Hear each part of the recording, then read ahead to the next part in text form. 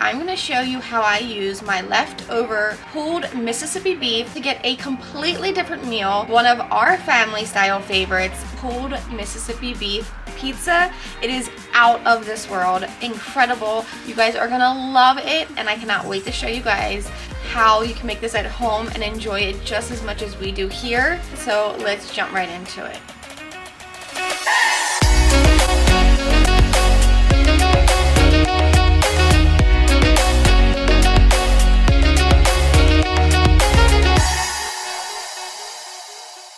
It's no secret, we all also cook indoors, so on those days I love throwing something in my Dutch oven. I prefer the Dutch oven over the crock pot, but either one will work for this. I kind of taken the Mississippi pulled beef traditional recipe and added just a few touches of my own, and I always go for a larger roast so that I have these leftovers to make this pizza, because it is just simply heaven when you taste it. I start off with a 5-pound roast, some beef broth, a handful of sweet Vidalia onions sliced up. I've got some French dip au jus in a packet. I love Johnny's brand. I've also got a packet of ranch seasoning. I've got a whole bunch of fresh garlic chopped up and ready to go, a little avocado oil, and some unsalted butter, and we're ready to start cooking. Into my Dutch oven, a little drizzle of avocado oil, enough to coat the bottom, and then we're gonna sear our chuck roast. I wanna do each side just for about 2 to 3 minutes until that meat releases itself from the Dutch oven. Once that's done, we're gonna remove this. I'm setting it into a shallow roasting pan or throwaway tin into the same Dutch oven. Now we'll add a little extra oil, all of our onions, and give that a mix. Let them start to cook down just until they get a little bit of color. The liquid that releases from these onions are going to help to deglaze my Dutch oven. After a few minutes, I'm going to drop down my chopped garlic, give that a mix, let it go for just another minute, and then I'm going to add that roast right on top of this. I think that's where we differ in the traditional Mississippi pulled beef recipe. I don't think it calls for fresh garlic or onions, but I love having all of that to add to the pizza.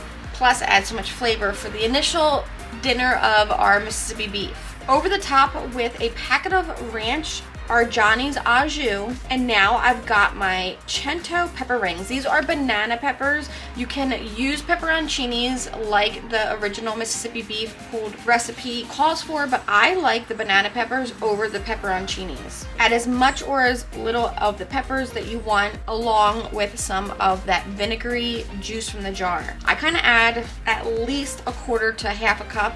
I like that tang to this dish. Then in goes some of our beef broth. I like to go until I reach a little under halfway of the roast. As it cooks, it'll allow it to get that nice deep color. A stick of butter goes on top. We'll set this in the oven and let this go for the entire day. Now your cook time will vary on what temperature. Since I have nothing going on and it was pouring raining, I let this cook on 250 all day long, and then towards the end I add a little extra of the broth and let it go on higher heat for about an hour. After that, it's done and we pull it out. Once we're ready for dinner, we pull this out, shred it up, and serve it alongside some starchy potatoes and a vegetable usually, making sure to separate our ingredients so that it's easy to make once it's time to make them. So I have my meat in a separate container. I have my au jus or gravy in a separate container. Get some of those onions and garlic into a separate container, or at least with the meat. Now it's time to make pizza with our leftovers. I love the Delalo pizza kits. These make making pizza dough so fast and so easy. In 45 minutes, you've got yourself delicious, easy to work with pizza dough. All you need is some lukewarm water to mix with the flour and the separate yeast pack that comes with this. So into a large mixing bowl goes our flour, add in the yeast packet, and then some warm water following the directions on the back of the bag. Give that a mix until it's incorporated.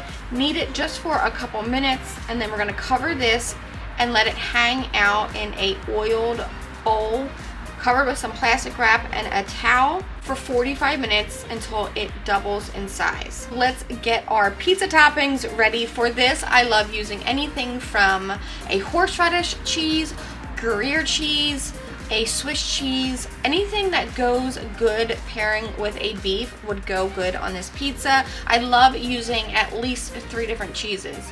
Today I've got some smoked Gouda cheese, some baby Swiss cheese, and then a mozzarella cheese. I love hand shredding my cheeses whenever it comes to any kind of pizza.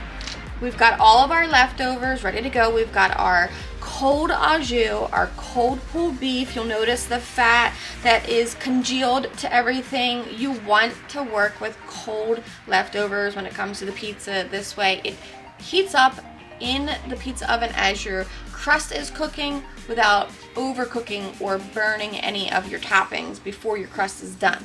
I've got my work surface ready, a little bit of flour for dusting, my pizza peel of course, and now my dough has risen. It's doubled in size. It looks perfect. Let's dust our work surface with a little bit of flour and get this dough down. We're gonna divide this into 2 pizzas.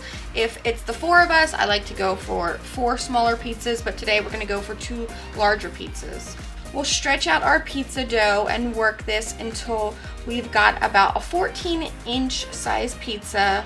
Now for easy launching, I like to make my pizza right on my pizza peel, but you do have to work quickly. So down with a little bit of flour. You can also use cornmeal or semolina flour. Today I'm just using all-purpose flour to dust this with. We're gonna move quickly, get my pizza dough carefully onto my peel. Down goes some of our cold au jus and onions with that garlic, all mixed throughout. Spread that around as our base, and once this heats up in that pizza oven, you're gonna get a nice sauce. Next up, some of our cheese blend. We have 3 different cheeses, so we'll spread out a little of each all around, and then we're gonna pull apart some of our cold leftover pulled beef. Get that all over this pizza, as much or as little as you want. I always go over the meat with a little extra cheese, just a little, so that that meat still pokes through and pops out and is the star of our pizza. Our 22-inch Blackstone pizza oven attachment is preheated to about 800. Into there this goes, and we're gonna let this cook just for a few minutes. Now, if you were one of the people who were watching me or joined me when I jumped on live on my Blackstone Betty Facebook page, you got to see this pizza being made live, which was so fun to show you guys a little behind the scene of making one of my recipe videos. After a few minutes, we gave it a flip and turned it for even cooking. About 4 to 5 minutes and this pizza was done. We pulled it out and it looked perfect. I love a well done pizza.